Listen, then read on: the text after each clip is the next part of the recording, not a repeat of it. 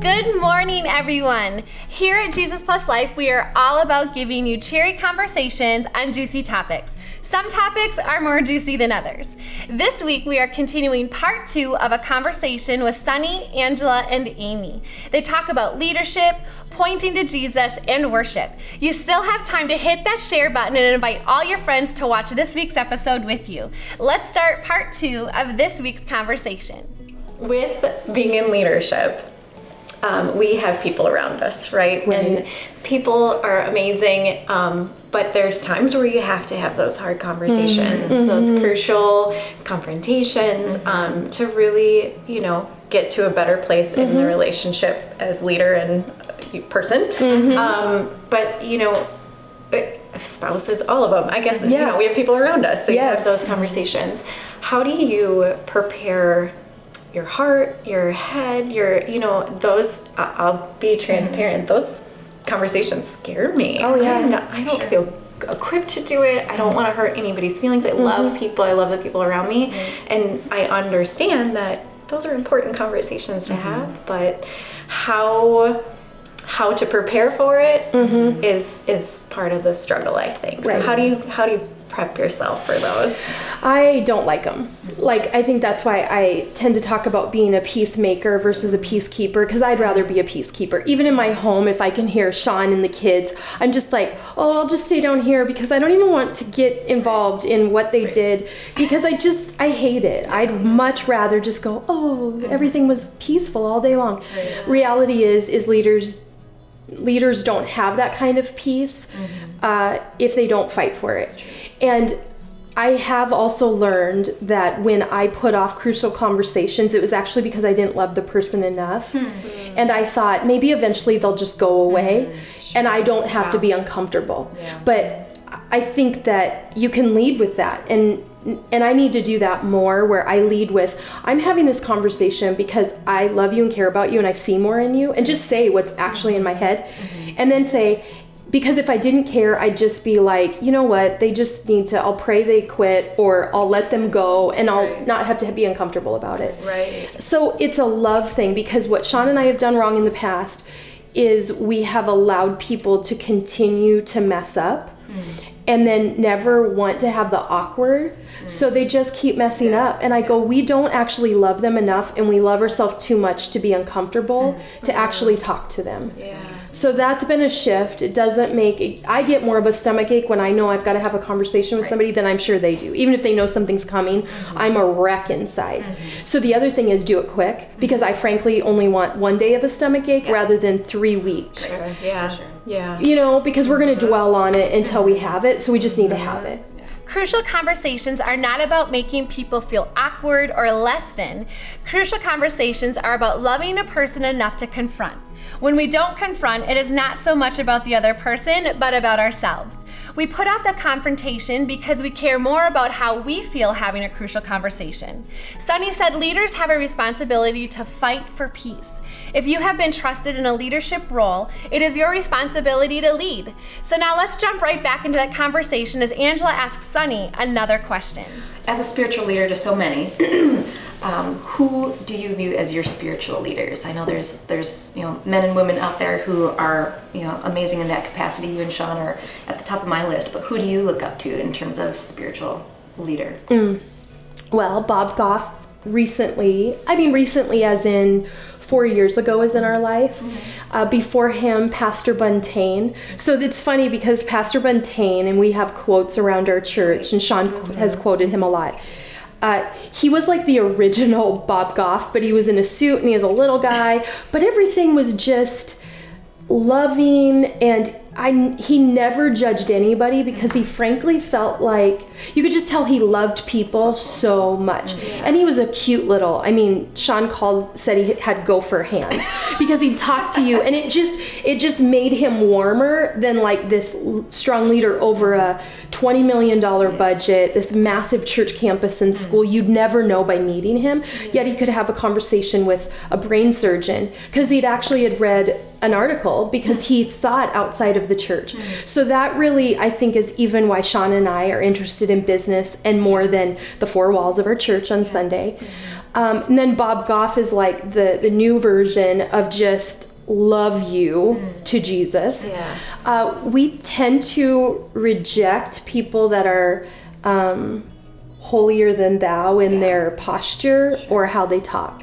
It's probably why we love to take Christianese out of our church and our writing and our life, because it just sounds very exclusive and we don't love that. So female wise, Jeannie Mayo was the original female. She was a female Bob Goff. I mean, she'd meet you and in 2 minutes she'd be hugging you, maybe kissing on your cheek and just, oh, Amy. And I always thought I want to be that, but at 20 something you feel awkward being. So as I get older, I'm getting a little more that way, but I'm expecting by the time I'm 60, I'm kissing and hugging everybody. That would be a goal of mine. My Aunt Judy was like Jeannie Mayo and was just, I'd rather be ooey gooey, and Sean is not that naturally. He's like a guy's guy. But he too also just desires to be mentored by people who they express God's love in such a obvious way that how can you deny Jesus is good, because we're so full of love and joy. So good, so good. Yeah, with that, I love Bob Goff as well, and I love the just loving people for who they are and where they are, and that's so hard sometimes, and takes courage. So do you ever find yourself thinking, intentionally like, oh shoot, I really, in this case, I should jump into this like this, or I should have, is there any situations where you did that where you're like, I should have done this instead? Yes. When I don't set the thermostat in a room differently, I walk out and go, yeah, that staff meeting was a little, that interaction in that meeting ended, I hate being like, okay, well, see you guys. Like, to me, if I'm the leader, I have the ability to change that atmosphere. And if that means being quirky and dumb about myself, but it makes people laugh, I'd rather be dumb about myself because I don't care. And, lighten the room, because lots of people can make the room heavy. That's just the normal, easy thing to do. So I have walked out of situations and thought, yeah, I could have ended that lighter. I was kind of in my head, and I was, we had a meeting yesterday about Merry and Bright, which is Merry and Bright. And actually this year we're calling it Merry and Brighter. Love it. And it felt very heavy. We were talking about all of the details, but it was even yesterday, I walked out of the room and went, why was that heavy? And maybe it's because there's a lot behind Merry and Bright. New women come, and God is going to do so much that, it's that opposition. But all the time. And then I just go, okay, this week, let me be more aware of that. I've let my guard down. How can anyone deny Jesus is good when people can see the goodness, love, and joy in you? Such a great perspective on what we should be reflecting to others.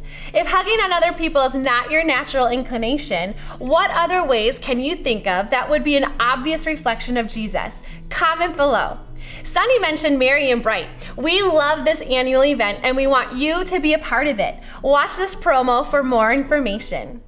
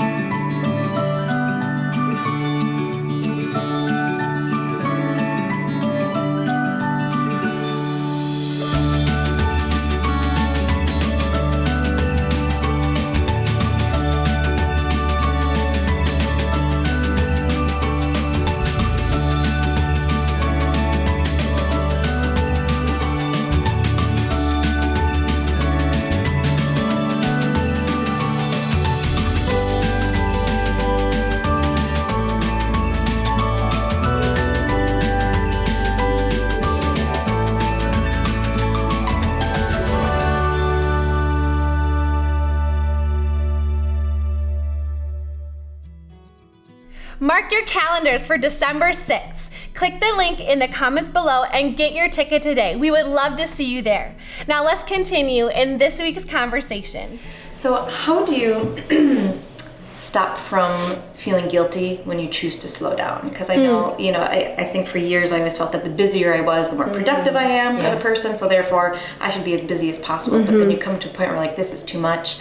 I'm heading towards burnout, which means I'm not going to be good to anybody around me. And I know as a business owner, a church leader, you've got a lot going on too. But how do you choose to slow down without also feeling guilty that you're not doing as much as you could potentially be doing?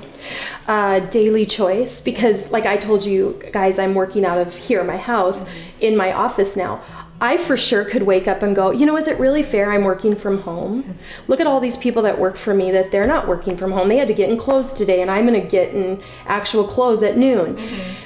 I have to make that choice because I could just go, that feels like I'm cheating. Right. Okay, but I couldn't run the multiple things if I just made sure I was out of the house by 7 a.m. grinding. I have to go, okay, I need some quiet time in the morning. The family is gone. It's okay to work from home. I actually get more done because it's quiet. I just focus and I can work on 3 things throughout the day because I can shift. So it's a daily thing to go, in order for me to run at this pace, I can't feel guilty when I say, it's a Thursday afternoon at 1 and I'm gonna go and do something, take off work early and do something for me, because otherwise this weekend I'm going to be a hot mess for my family. Exactly. Like I just think, and it's not like you just get there and then you never have those guilt triggers. Like our day off is Friday, but when Season and I were headed to the Osthoff to steal their Wi-Fi again, hopefully they never listen to this. We were there and we were patrons. We probably bought something, but we did. Season's like, I felt bad leaving Brian and Magnolia, and I could tell like she was more high stress that day. It would just be better if I stayed home. And I'm like, I was like, well, Sean, you got the kids scheduled this evening if we don't get home in time. And he didn't go, great, go ahead. He's like, okay. We could have taken that and just been like, you know what, just stay home. But we got to get refreshed because we had a lot going this week. So it's a daily or momentary decision. Yes. What's the next big thing that you're working on in terms of community development? I think when the exchange came out, there was a lot of awesome buzz about it, not only because it's a great coffee shop, but because it's unique in that it relates to Life Church. I know you're so motivated, so ambitious. Are you working on anything else? Yes, always. Yes, we've put in an offer on a couple different businesses, all in order to make our area, just to like lift the water table of excellence and life-giving atmosphere. So we would love to own a grocery store, like a Euro grocery store. There's a place in Appleton that we're working on, a business there. I became partners. I was asked to join the Nest Co-work Space and Club, which was already going, but they asked me to come in as a partner. So I'm involved in that, which is definitely outside of even the church and then the church's ventures and Sean and I's with business. It's like joining with other businesswomen, which has been cool because then their circle are people that are maybe 3 degrees away from the people I was even 1 degree away from. So they come from different backgrounds, different beliefs, but I even see Jesus just doing cool stuff there. And here's the thing about what we're up to. It always is going to point back to Jesus or I'm not interested. Right. Like if somebody, we did have somebody call from Fargo and she's working on it. She would like to do an exchange in Fargo. So we're working on affiliates or franchises or licensing in different places. I would let her be passionate about the dirt there, but I'm passionate about the dirt here. So if she wants to do the work, cool, we can work that out.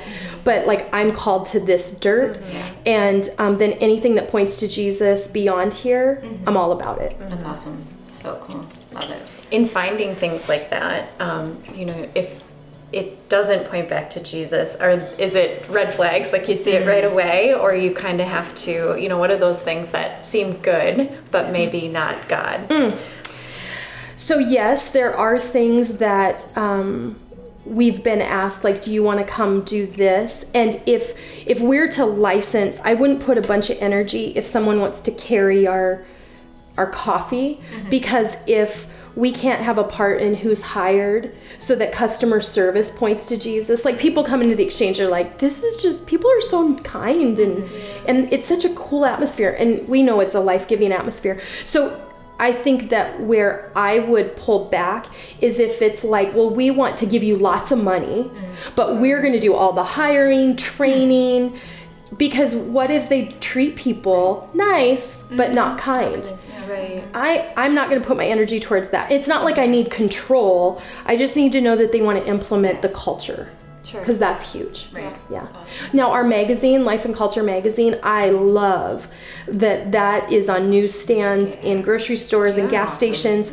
And you open it up and you're reading about statistics on depression and it's more than the winter blues. And then there's an option for like Journey to Wholeness. And then there's Sean's message that you can't really, it doesn't say Sean's message, it says more. And you read it and then at the end you go, and it doesn't use the word faith, because yes, we get that, but like Jesus is the answer to this. And it's the last paragraph. And I'm like, yes. So that would be one of my biggest joys right now, is that we push forward on Life and Culture magazine. That's awesome. I love how this segment went from how do you not feel guilty about slowing down to what other businesses are you going to start up and run. You can't do one without the other. You can't hit the ground running unless you have first taken time to get refreshed. Sonny is always looking for a new opportunity, but more importantly, what she is looking for is an opportunity that will point to Jesus. We can use that same filter for our lives too. We don't have to be a business owner or an author to point to Jesus. We can do that in whatever position we are in and with whoever God has placed in our circle. Here's one last segment from this week's episode. So Amy and I are both on the worship team. Yes. I know this is changing the subject a I little love it. bit, but I was wondering what your favorite worship song is. This dirt. I just stood there and cried the first time, and I still do. I'm like, oh, we have our own song. And Rabbi Matt from the synagogue in Seattle that we partner with, we enjoy so much, he leaned over 2 Sundays ago when we were singing it, and he said, is this your song? Did you guys write this? And it was cool for someone from out of town. He could have just thought it was shots of he didn't know our city. It doesn't have like Lambeau in it. Right. Yeah. And he just knew. He knew that it's deeply important to our people. So this dirt for sure. And then in our Even Now CD, I had favorites. I loved Mercy King. Yeah. Oh yeah. I mean, and then I, Hurricane, of course, was a favorite, and that got, right off the bat, everybody's like, oh, but I'm ready for more. I know, right? Because we do really good original stuff. Absolutely. Yeah. So cool. Yeah. I love that you said that you heard that song and was crying, because we actually at rehearsal last night I lost the song. See a Victory. As You Find Me. Oh, that was it. Every time just knocks me down. But is it okay to cry during worship songs? While you're leading? Yeah. yes. Well, I feel like there's that, like, don't, you're singing, you're in church, you know that Christianese. I get that too, prim because you and don't want to make people proper. uncomfortable. At the same time, this is what you're feeling. Yeah. No, you Up guys there need and to. up there and in the congregation. Yeah. I've showing that, or being able to feel that transparency. I just felt as though there's that. Don't do it. Like be proper and stand there. No, and so I love that. don't get that from anybody. Right. Yeah, that's an internal thing that people probably struggle with. Absolutely. Especially like, well, if I'm crying, and I've had that thought when I go up for prayer and I'm starting to lose it, and I've had to go, okay, if they think like you're in a really dark spot and you're crying because you're a mess and like you're just not even godly, like I just had for sure Satan whispers that even in the moment, like, oh, you're really weepy right now, what's going on in your background? It's like I just was like, shut up, Satan, like long ago. And now if I start to feel it come on, I'm like, okay, I'm not gonna fight it, because I get more comments in the lobby after when I have gotten emotional, because they can tell I wasn't trying, it's not a put on, but like And they're like, I was crying. I'm like, you had no reason to cry. But it was just that we recognized the presence of the Holy Spirit there. So no, I think to me, when I've heard a worship leader, even the lead who's leading that song, get a little choked up, I go, this is real to them. They're not just singing for my benefit. Right. I love that. Or even when I've been, in the congregation worshiping, there's that point in time where you're like, it's unlocking something. Yeah. It's like, I don't want to let the floodgates open, but at the same time, I need this, so that release. So I've been there. You're just sitting there singing and sobbing and hoping your husband doesn't notice. And then by the time you're shaking hands, you're like, No, I love it. And I had a lady who's on the worship team say to me last week, I think, she said, my life isn't perfect, and sometimes I'm like, I'm on the worship team, and should I really be? Like, I'm not qualified for this. And every person in the room, including myself, said, that makes you the perfect person to lead, because if you can worship in spite of what's going on at home, like you're not like in outward rebellion and sin to God. You just don't have it together, and things in your life are going haywire, but you still you don't drop off the worship team. Hello, that speaks to people. And then if some people know what's going on in your life, it's huge. And you've got those people around you that support you too. And pray and love you, which is huge. I love that that's the atmosphere of our church. Truly, I ask because sometimes there's those statements to say, and you shouldn't feel that way, or someone has come to me and said, I don't want to. I feel this way, but I don't want to show that emotion, and that's not who Life Church is, and I love that. I love that. So I'm a crier. I'm going to keep crying. Just keep crying. Keep crying. And rehearsal on the worship team, I'm just going to keep crying. Do it. Let it out. What's your favorite worship song? This Dirt is a Life Church original, and it is all about our city and our people. Worship is an amazing way to connect and spend time with God. If you want Jesus-centered worship music, you can check out Even Now on iTunes, or click the link to check it out on our website. We hope you've enjoyed this week's episode. If you are looking to experience Jesus.Plus.Life more than once a week, you can subscribe to our YouTube channel and our Facebook group. We'll see you next week at 7:30 a.m. for another cheery conversation.